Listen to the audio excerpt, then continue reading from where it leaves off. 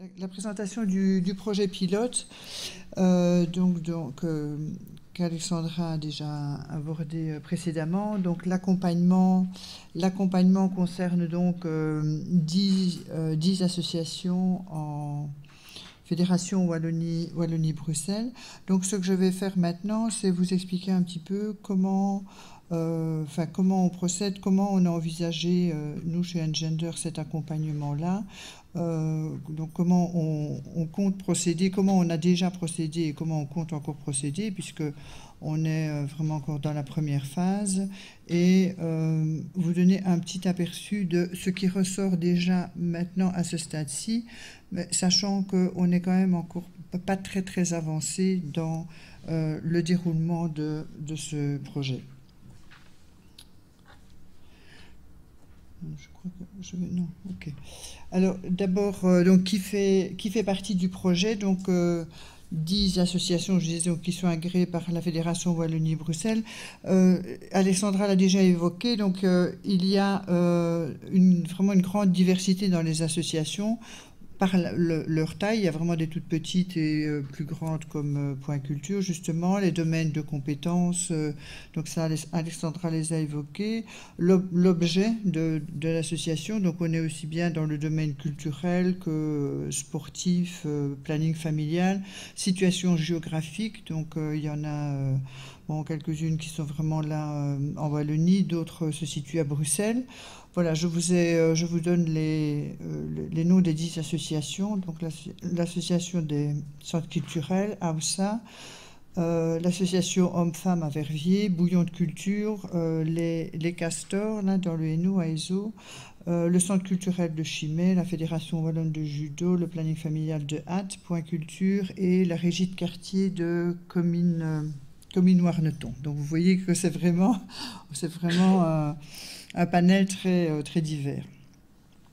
Alors, donc, comme vous l'a déjà dit Alexandra, donc notre accompagnement se fait vraiment dans les 4 domaines de fonctionnement des associations. Donc, qu'est-ce qui se passe au niveau décisionnel, qu'est-ce qui se passe dans la gestion des ressources humaines, dans le contenu des activités, des actions et dans la communication. La communication est entendue autant en interne qu'en externe. Donc, on va voir aussi du côté des publications ou du site web de l'association.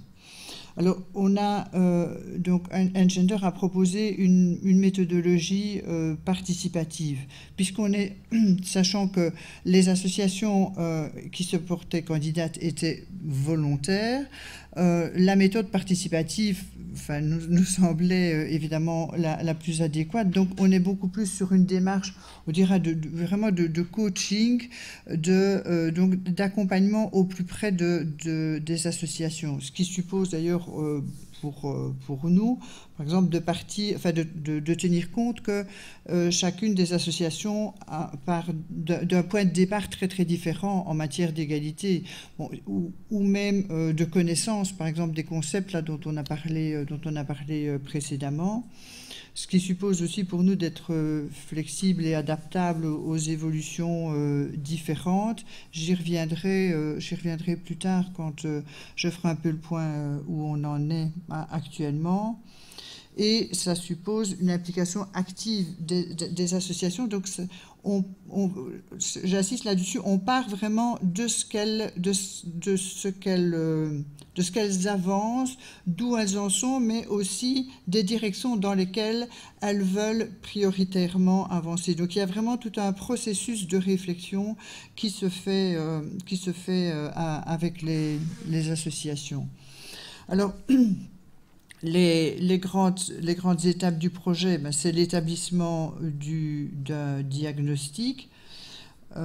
Alexandra a évoqué donc la petite brochure ici, qui nous a servi à nous aussi donc de point de départ méthodologique. Donc on a utilisé en partie ce questionnaire qui sert en même temps de support d'auto-évaluation, qui permet aux associations de voir, enfin, de mettre à plat des données chiffrées déjà, hein, sur les compositions des CA, par exemple, sur la composition de leur personnel, sur les types d'activités et éventuellement, lorsqu'elles ont les données, les publics qui fréquentent ces activités, et sur la communication. Bon, donc ce questionnaire a été envoyé à toutes les associations au mois de juillet, début du mois de juillet. Donc nous avions eu notre réunion de démarrage là, au mois de juin, et elles avaient donc comme date limite, je vais revenir sur le calendrier, donc elles avaient comme date limite le 1er 31 août ou 1er septembre. Bon, donc les réponses ont été données à peu près dans les temps, et donc à partir des réponses à ce questionnaire, donc notre travail consistait à faire une analyse transversale de toutes ces données, aller voir aussi sur le site web si on avait des informations complémentaires.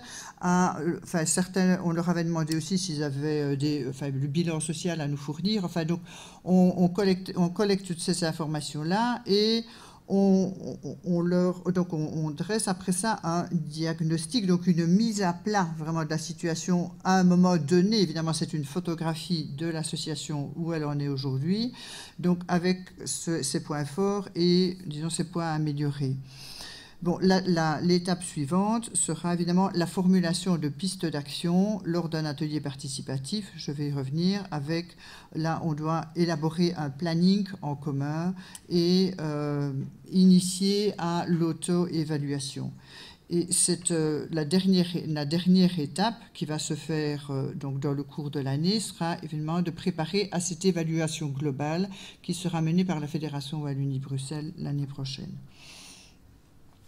Alors voilà, le calendrier, en fait, donc je vous dis, on a démarré en juin, donc on avait une première réunion avec les associations. Donc là, le but était aussi de vérifier, enfin de clarifier un peu quelles étaient leurs motivations, et puis de leur expliquer le processus.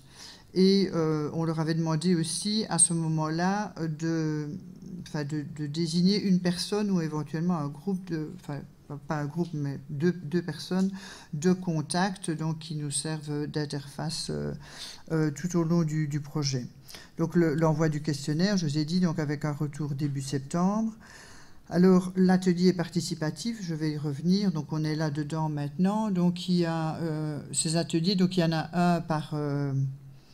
un par association, donc il se déroule entre novembre et janvier. On aurait voulu idéalement clôturer ça avant Noël, mais bon, c'était un peu difficile d'accorder le calendrier de tout le monde. Donc on a notamment pour Point Culture, on en a encore 2, je pense, en janvier. Et donc voilà, on fait aussi au terme de l'atelier, on doit aboutir à un planning des activités, des initiatives qui vont être prises de manière à améliorer la situation d'égalité des hommes et des femmes. Donc ça, c'est vraiment un des objectifs auxquels l'atelier doit aboutir. Et puis on propose, donc je vais revenir, des outils de suivi, d'accompagnement pour l'aide à l'auto-évaluation. Alors on a convenu aussi de commun accord, donc avec la direction égalité, de se retrouver début février. Donc la date est déjà fixée, le 2 février. Donc l'ensemble des associations reviendra à Bruxelles. Et on se rend compte, puisqu'on a déjà commencé les ateliers, que c'est vraiment très important pour eux d'ailleurs d'avoir déjà une première échéance.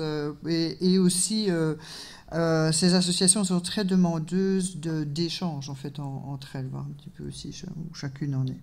Et donc fin juin, pour nous, pour Engender, se terminera la phase d'accompagnement du projet pilote. Alors je parlais donc du diagnostic. Que comprend ce diagnostic? Donc ça a été la première réunion qui a permis de clarifier les motivations. C'est vraiment extrêmement intéressant parce qu'en fait, on découvre que les motivations des associations sont sont extrêmement variées. Elles peuvent aller vraiment d'un constat ou bien d'une observation qu'à l'intérieur des équipes, il y a pratiquement que des femmes, par exemple, mais la direction est masculine. Bon, ça. Mais alors qu'il y a d'autres associations qui sont beaucoup plus centrées sur des questions que se posent leurs activités, où elles découvrent elles observent que leurs activités n'attirent que des femmes ou n'amènent essentiellement que des hommes. Donc, comment est-ce qu'on pourrait, faire bouger ça? Donc, on a aussi là un échantillon de motivation qui est vraiment très varié. Donc, je vous ai dit le questionnaire d'investigation donc sur les 4 domaines là. Et on fait également des entretiens complémentaires par téléphone lorsqu'on a besoin de données supplémentaires. Je dis ici, à ce stade-ci de l'expérimentation, en fait, on se rend compte que c'est pas du tout... Enfin, il y a en tout cas des données complémentaires... ce qui nous manque souvent dans le questionnaire comme données, c'est ce qui regarde les ressources humaines. On a très peu d'informations. Bon, on sait, oui, il y a autant d'hommes, autant de femmes, mais on allait plus loin. On pose des questions sur les statuts, évidemment, sur la répartition temps partiel, temps plein, sur le système des promotions, comment se font les promotions, donc comment se fait l'appel à candidature. Et en fait, là, on a vraiment très peu d'informations. Et quand on retourne vers la personne qui nous sert d'interface et qu'on lui pose des questions là-dessus, on a vraiment de très très grosses résistances. Donc ce n'est pas du tout... on se rend compte que c'est vraiment... je pense que c'est culturel aussi. En Belgique, on parle pas très volontiers de ce qu'on gagne, des différences de salaire et tout ça. Donc c'est vraiment une question qui est très très délicate. J'y reviendrai quand je parlerai de l'état d'avancement. Ça sera, je pense, assez difficile de faire bouger les associations là-dessus. Elles se retranchent sur le fait que il y a des barèmes, hein, il y a un statut barémique et or, on constate que, par exemple, les promotions sont parfois le fait de la direction, simplement. Et donc, alors, la direction nous répond, mais oui, la promotion repose sur l'engagement de la personne. L'engagement de la personne dans les activités. Alors, cet engagement-là, est-ce qu'il est plus ou moins important quand la personne est à mi-temps ou à temps plein?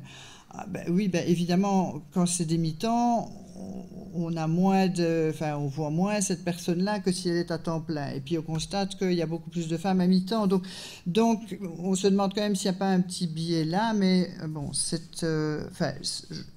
moi, je pense qu'en même temps, l'intérêt, on disait on est dans un processus, l'intérêt, c'est que cette réflexion-là suit son cours et qu'elle a été posée collectivement à un moment donné dans l'histoire de l'association, là maintenant. Et elle est venue de l'extérieur, alors que, d'ailleurs, ça nous a été dit à plusieurs reprises. Bon, nous, on peut aussi se permettre de poser des questions qui ne le seraient pas en interne. Bon, donc les entretiens téléphoniques, donc je vous disais, qui sont, à ce stade-ci, relativement peu complémentaires. Alors, l'analyse transversale des informations et aussi des ressources écrites, donc des informations bibliographiques, on propose des outils. Bon, il y a évidemment ici, il y a le guide, mais il y a aussi d'autres outils qui peuvent servir les associations. Alors, pardon. Les premières observations, je disais, qui peuvent être faites à ce stade-ci, le petit résumé que je vous propose ici, il repose donc essentiellement sur l'analyse des diagnostics, parce que donc nous n'avons eu encore que deux ateliers participatifs. Alors, le domaine d'intervention, enfin, j'ai essayé de résumer ça sous 2 points. Bon, sur quoi compter? Qu'est-ce qui est vraiment, quels sont vraiment des fondements solides là pour aller plus avant dans l'égalité homme-femme dans chacun des 4 domaines d'intervention et ce qui est à améliorer. Ceci, c'est vraiment une synthèse donc extrêmement réductrice des observations, mais ce sont des tendances générales que l'on voit donc dans les 10 associations.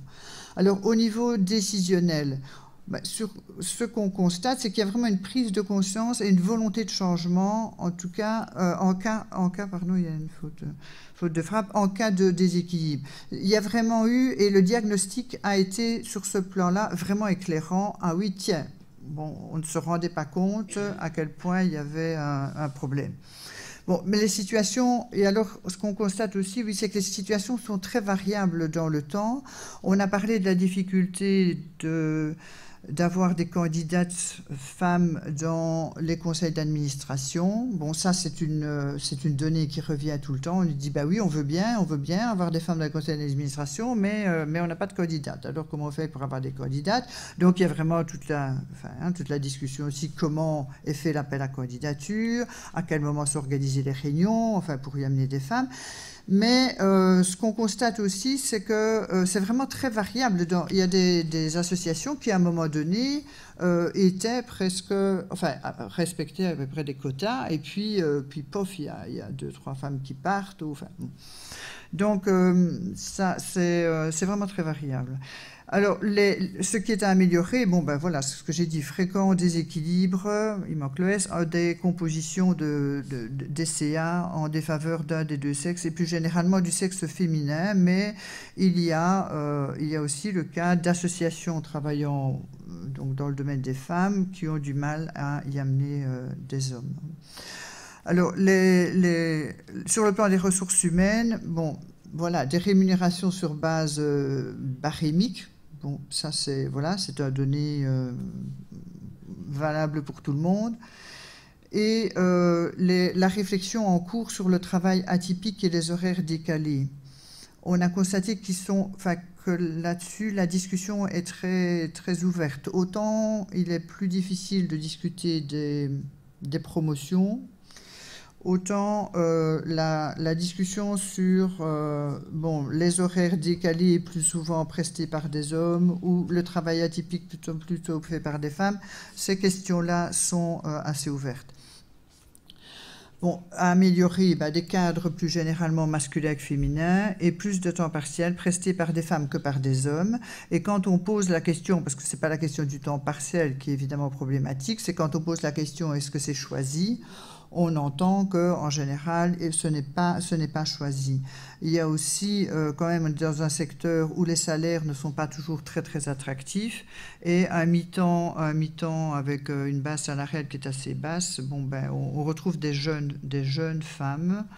Et alors, dans un premier temps, elles disent c'est pas mal parce que voilà, on a du temps pour élever les enfants, mais en même temps, elles ajoutent, mais c'est sûr que si financièrement je pouvais travailler à temps plein, je travaillerais à temps plein. Donc, ce n'est pas un temps partiel choisi. Les activités, dans certains cas, il y a vraiment une réelle mixité des activités, notamment dans le domaine de jeunesse, les activités pour les enfants, avec le constat qui revient à chaque fois à l'adolescence, la mixité des activités devient extrêmement difficile. On a constaté aussi qu'une sensibilité au genre était assez présente, même s'il y a tendance, comme je revenais là-dessus, sur les concepts, à naturaliser un peu le sexe. Quand même, beaucoup d'associations se sont déjà interrogées aussi dans leur communication et dans leurs activités sur les moyens d'éviter des stéréotypes de genre, par exemple, dans des activités qui sont proposées à des garçons et à des filles. Donc, comment amener garçons et filles dans plus de mixité. Mais bon, on n'évite pas, voilà, on n'évite pas les petits garçons qui jouent aux pirates et les petites filles qui font la princesse. Enfin, ça, c'est par exemple. Ou bien, bon, hier, on était dans un centre culturel. Ben oui, des activités liées autour de, enfin c'était comment, art floral. Bon, art floral, il n'y a pas d'hommes qui viennent à art floral, quoi. Et alors, de manière générale, peu ou pas de connaissance de la répartition des publics selon le sexe. Donc, quand on demande, est-ce que vous avez plutôt... Alors, il nous semble que c'est plutôt égal. Et là, de nouveau, les entretiens téléphoniques ne nous apportent pas beaucoup plus d'informations parce qu'en général, ces données-là ne sont pas collectées. Le thème de l'égalité, donc de manière générale, n'est pas suffisamment pris en compte. Et donc sur la communication, ben de nouveau, prise de conscience de la nécessité de changement. On voit aussi qu'il y a quand même, bon, les sites web, ça c'est vraiment quelque chose qui se développe très fort dans les associations, l'utilisation des réseaux sociaux et donc le besoin de changer les images, souvent de sites parfois un peu vieillis ou assez stéréotypés. Donc on voit qu'il y a quand même un gros effort qui est fait pour présenter autant des hommes que des femmes, des garçons que des filles, mais de nouveau parfois de manière un peu stéréotypée. Voilà, les femmes avec les bébés dans les bras ou les petits garçons qui font du vélo avec le casque là, et puis enfin bon. Et donc oui aussi donc du côté amélioré, ça c'est vraiment général, la féminisation du langage qui est vraiment, enfin vraiment très très peu utilisé, des images non dénuées de stéréotypes. Voilà, donc le processus d'accompagnement, donc ça, je n'y reviens plus. Alors, l'atelier participatif, donc comment se déroule-t-il pratiquement? D'abord, on présente les résultats du diagnostic sous les 4 points, avec points forts et points à améliorer. On présente ça de manière vraiment très dynamique avec le système Métaplan, donc qui permet aux personnes présentes de pouvoir vraiment contribuer activement.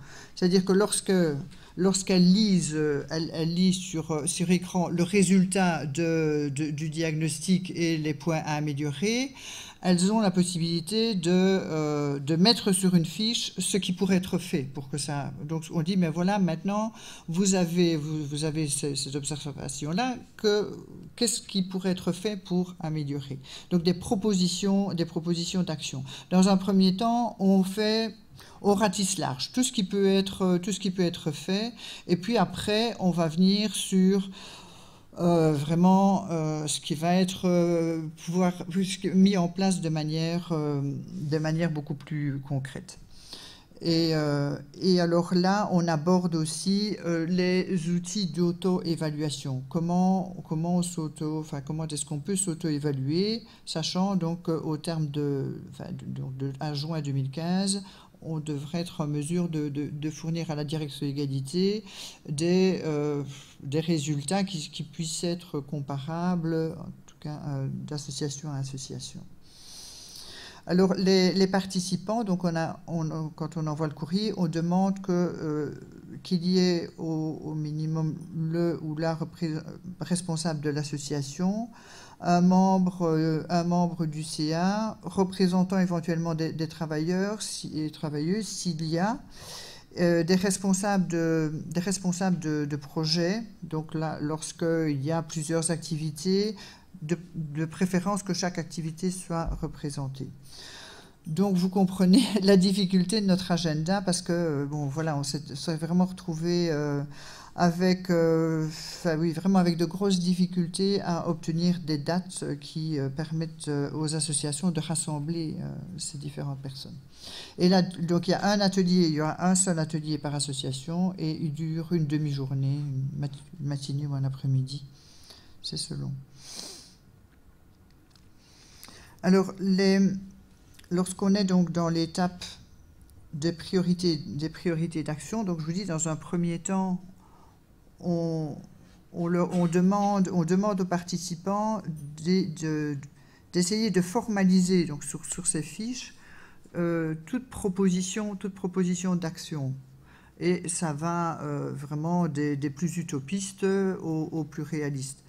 Lorsqu'on passe, donc l'objectif de notre atelier, ça on le dit bien dès le début, ça va être vraiment de finir sur des propositions concrètes d'action qui doivent être formulées telles qu'elles vont pouvoir être mises en œuvre. Donc ça, c'est vraiment important de clarifier, donc de clarifier les objectifs et d'avoir une idée précise à la fin de l'atelier. C'est à cela que je m'engage, que notre association s'engage. Donc là, la formulation est vraiment importante. Donc par exemple, on repose la question, est-ce que ça c'est urgent ou pas? Est-ce que c'est, quelles sont les possibilités? Quelles sont les contraintes? Quels sont les obstacles? Donc il faut identifier toutes ces étapes-là. Est-ce que c'est réalisable directement en interne? Est-ce que vous allez avoir besoin de ressources extérieures? Est-ce que c'est du court, du moyen ou du long terme? Et donc après ça, donc on se met d'accord pour une formulation claire qui va alors être le point de départ, je disais, de l'étape du processus de changement. Et donc, on leur... voilà, le type de... Bon, c'est tout bête, hein, c'est un planning tout bête, mais qui permet aussi d'une sorte de pense-bête, de rappel.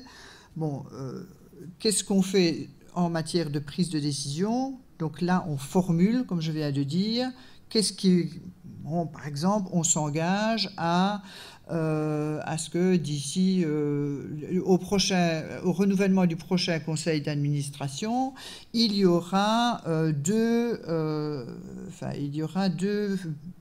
c'était le cas hier, deux femmes qui vont être engagées dans le personnel. Est-ce qu'il y a... Bon, alors maintenant, j'insiste là-dessus. Il n'est pas toujours possible d'arriver vraiment à ce stade-ci à ce que l'association s'engage sous les quatre domaines d'intervention, parce que je vous dis, les obstacles, les freins sont parfois vraiment trop importants. Ils sont aussi parfois extérieurs. Et donc, dans ce cas-là, on dit, bon, sur quoi pouvez-vous avancer? Et donc, bon, ça va être peut-être deux initiatives sur les activités et rien sur le personnel, par exemple. Oui. Et donc, là, il faut aussi que parmi les personnes présentes, donc, il y a un engagement formel d'une ou plusieurs responsables. On établit aussi un agenda pour déjà déterminer plus ou moins, alors ça ne va pas être évidemment à 15 jours près, mais je parlais de la date du 2 février. Eh bien, voilà, cette date est déjà un peu un pivot pour celles qui ont déjà commencé maintenant. Est-ce que d'ici février, il est déjà possible d'engager certains changements? Oui, non, et donc on voit ça.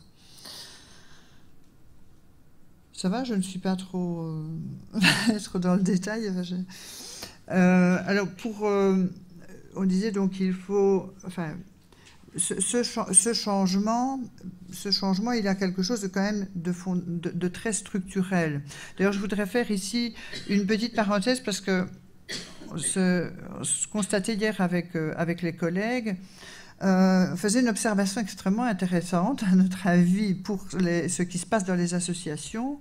On voit que, alors je ne sais pas si ça va être le cas dans toutes, mais évidemment, ce projet arrive à un moment de leur histoire et chaque association, évidemment, est à un stade plus ou moins, ou problématique, ou, en tout cas évolutif, tendance positive ou tendance plutôt négative dans son histoire.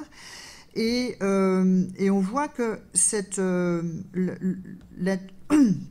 l'engagement dans ce projet-là est en train vraiment de créer une dynamique qui va vraiment toucher jusque dans les structures même de l'organisation.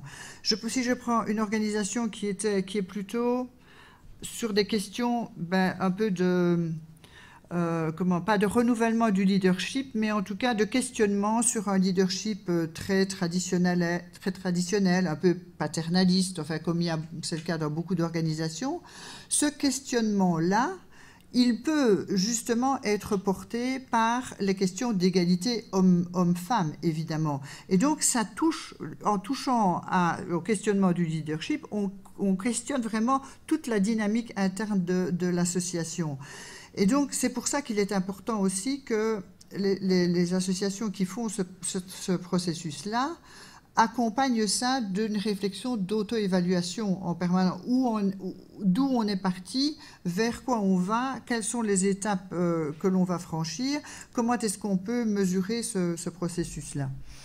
Il y a aussi l'association plutôt en perte de vitesse qui saisit cette opportunité-là pour dire, tiens, mais on va se relancer là sur quelque chose de plus dynamique et on va élargir certainement nos publics si on élargit aussi la composition de notre CA et si on diversifie aussi le recrutement en interne.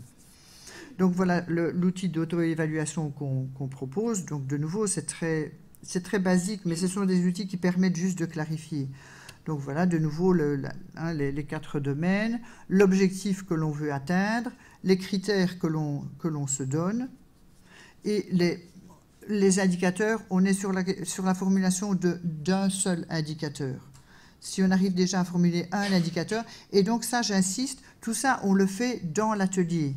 Donc il faut qu'au terme de l'atelier, l'équipe là ait pu formuler ces indicateurs pour savoir sur quoi ils s'engagent. Et on leur propose donc des sources d'informations supplémentaires, et on désigne aussi le responsable. Voilà, alors je mettais en finale un petit dessin humoristique qui devrait un jour ne plus être d'actualité. Hein. L'Éther verrait d'un bon oeil qu'une femme prenne la direction d'un groupe, la femme de qui? Bon, donc on peut rêver, un jour plus personne ne pensera à ce genre de réflexion, on sera dans l'égalité.